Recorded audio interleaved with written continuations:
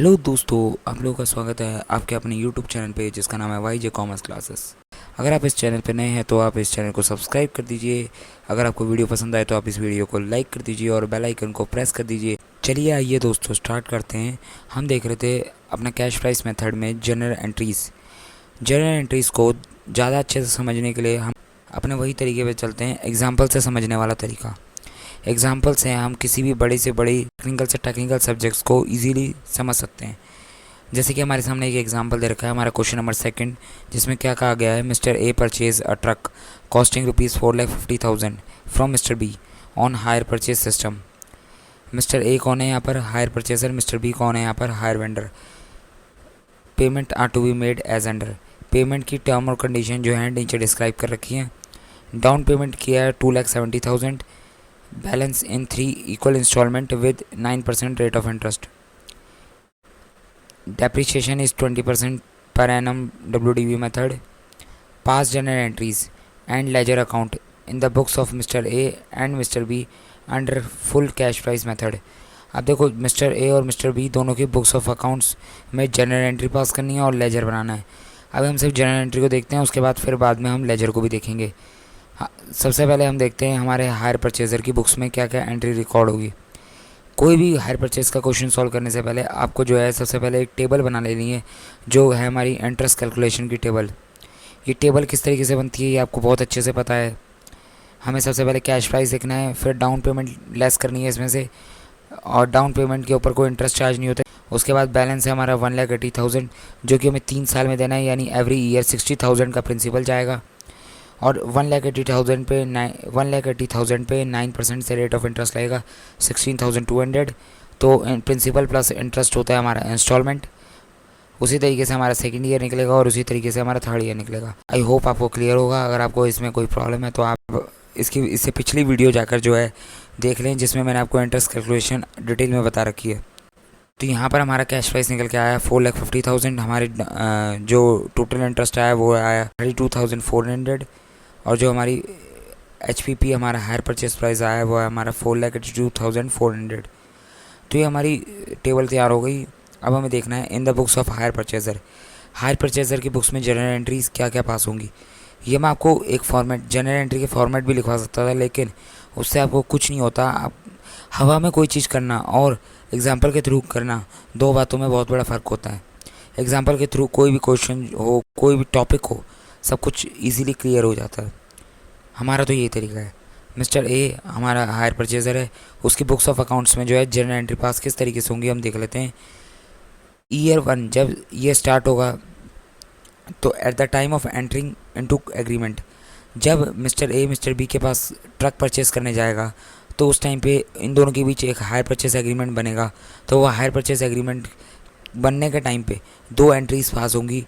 पहली एंट्री क्या होगी, मिस्टर ए जो हमारा हायर परचेजर है वो उसके पास ट्रक आएगा और उसके पास से कैश नहीं गया। देखो, अगर कैश जाता तो एंट्री होती truck account debit to cash account, लेकिन उसके पास ट्रक तो आया, लेकिन उसके साथ में लाइबिलिटी उसकी क्रिएट हो गई, क्योंकि उसने पैसा अभी नहीं दिया है, बाद में पे करेगा। तो लाइबिलिटी क्रिएट हो गई। लाइबिलिटी बढ़ती है तो क्या होता है, क्रेडिट होता है। तो यहाँ पर उसने मिस्टर बी के अकाउंट को क्रेडिट कर दिया, कितने से? 4,50,000 से, और जो ट्रक अकाउंट है वो भी 4,50,000 से आएगा। यही हमारा कैश प्राइस मेथड कहता है कि जब आप truck account to mister B account, यानी asset account to hire vendor account की एंट्री रिकॉर्ड कर रहे हो, तो उस टाइम पे जो अमाउंट है जो फुल कैश प्राइस आएगी, ना कि जितनी कि आप डाउन पेमेंट करके आओगे वो अमाउंट आएगी। ठीक है, तो यहाँ पर जो है फुल कैश प्राइस से रिकॉर्ड होगा।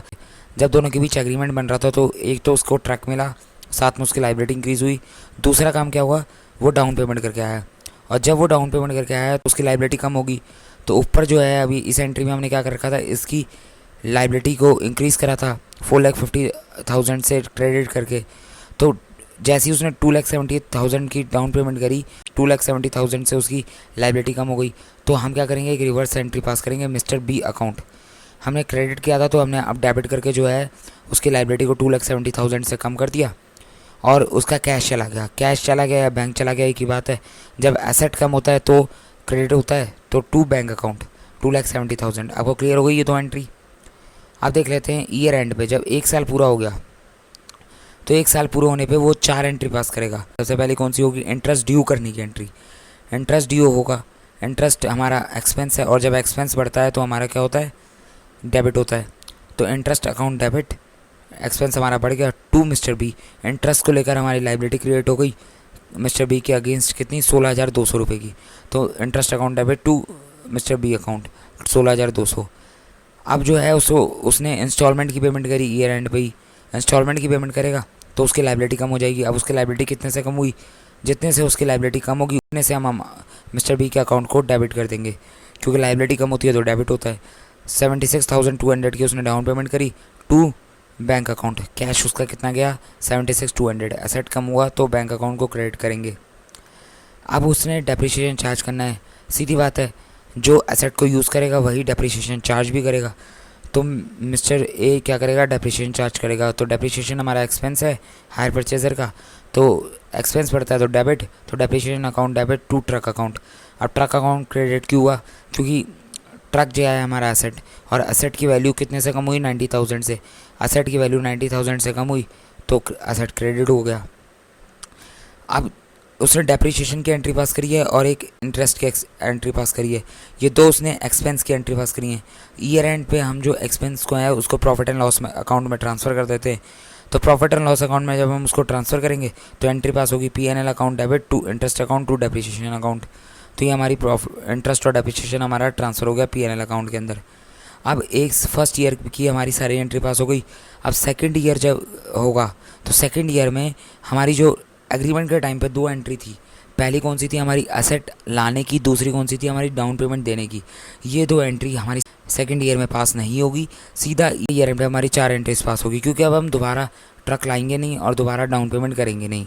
ठीक है, तो सेकंड ईयर से हमारी ईयर एंड की एंट्री पास होगी, interest account debit to mister B account. Same logic के साथ का इंटरेस्ट सेकंड ईयर में हमारा। अब ये अमाउंट हम कहाँ से देख रहे हैं, ये अमाउंट जो है हम अपने टेबल से देख रहे हैं, जो हमने टेबल बनाया। अब देखो काम कितना आसान हो गया, आपने पहले टेबल बना लिया, अब आपको कुछ करने की जरूरत नहीं है, फटाफट एंट्री रिकॉर्ड करी और उसमें अमाउंट फिल करी। दूसरी एंट्री हो गई हमारी इंस्टॉलमेंट देने की, इंस्टॉलमेंट दिया तो mister B account debit to bank account 70,800 से हमारे इंस्टॉलमेंट पे हो गया। तीसरी हो गई हमारी डेप्रिसिएशन अकाउंट, डेप्रिसिएशन चार्ज हुआ। अब डेप्रिसिएशन आया हमारा सेकंड ईयर का आया 72,000। अब ये 72,000 कहाँ से आया ये आपको देखना है। अगर आपको WDV मेथड से डेप्रिसिएशन निकालना आता तो ठीक है, नहीं निकालना आता तो मैंने नीचे वर्किंग नोट में समझा रखा है, वहाँ से देख लेंगे। P&L account debit to interest account to depreciation account, हमने अपना सेकंड ईयर का इंटरेस्ट और डेप्रिसिएशन P&L में ट्रांसफ़र कर दिया, उसकी एंट्री हमने पास कर दी। थर्ड ईयर में भी सेम कहानी होगी, सबसे पहले इंटरेस्ट की एंट्री पास होगी, इंटरेस्ट ड्यू करवाएंगे हम, उसके बाद जो है हम अपना इंस्टॉलमेंट की पेमेंट करेंगे, उसके बाद जो है डेप्रिसिएशन चार्ज करेंगे। फोर्थ जो है हम अपने P&L में डेप्रिसिएशन और इंटरेस्ट को ट्रांसफ़र करेंगे। अब ये 4 एंट्री आपने देख ली, हमने अपना डेप्रिसिएशन किस तरह से निकाला WDV मेथड से, उसका वर्किंग नोट देख लेते हैं। जिसको समझ में आ गया उसको ठीक है, जिसको नहीं समझ में आया उसको मैं समझा देता हूँ। कैश प्राइस WDV मेथड से कैसे निकलता है, कैश प्राइस हमारा था 4,50,000, यानी ओरिजिनल कॉस्ट कितनी थी एसेट की 4,50,000। उसमें से फर्स्ट ईयर डेप्रिसिएशन निकलेगा किस पे, डेप्रिसिएशन था हमारा 20%, 4,50,000 इंटू 20% आया हमारा 90,000। तो फर्स्ट ईयर के एंड पे जो हमारी एसेट की वैल्यू बची वो कितनी बची, 3,60,000। इसी वैल्यू को हम कहते हैं हमारी WDV वैल्यू, यानी रिटर्न डाउन वैल्यू। फिर सेकंड ईयर में हमारा जो डेप्रिसिएशन चार्ज होगा वो 4,50,000 पे नहीं होगा। हमारा WDV मेथड कहता है कि हमारा सेकंड ईयर पे डेप्रिसिएशन चार्ज होगा वो जो हमारा बैलेंस बच गया था 3,60,000 फर्स्ट ईयर के डेप्रिसिएशन निकालने के बाद, तो उसके ऊपर हमारा डेप्रिसिएशन चार्ज होगा। तो अब 3,60,000 पे 20% से 72,000 आया। उसके बाद लेस करा तो कितना आया, 2,88,000 असेट की सेकंड ईयर एंड पे वैल्यू बची है। थर्ड ईयर पे हमारा डेप्रिसिएशन कितने अमाउंट पे चार्ज होगा, 2,88,000 इंटू 20%, 57,600 आया। थर्ड ईयर के एंड पे हमारी असेट की वैल्यू कितनी बची हुई है, 2,30,400। तो आपको डेप्रिसिएशन की कैलकुलेशन समझ में आई। तो ये हमने देख लिया कि हम किस तरीके से जो है हायर परचेज़र अपने बुक्स ऑफ अकाउंट्स में जनरल एंट्रीज़ को रिकॉर्ड करेगा। अब हमें देखना है कि हायर वेंडर अपने बुक्स ऑफ अकाउंट में किस तरीके से एंट्रीज़ को रिकॉर्ड करेगा। उसके बाद हम अपने लेजर्स देखेंगे दोनों के बुक्स में, फिर हम देखेंगे इनका P&L अकाउंट में और बैलेंस शीट में इनको किस तरीके से शो किया जाता है।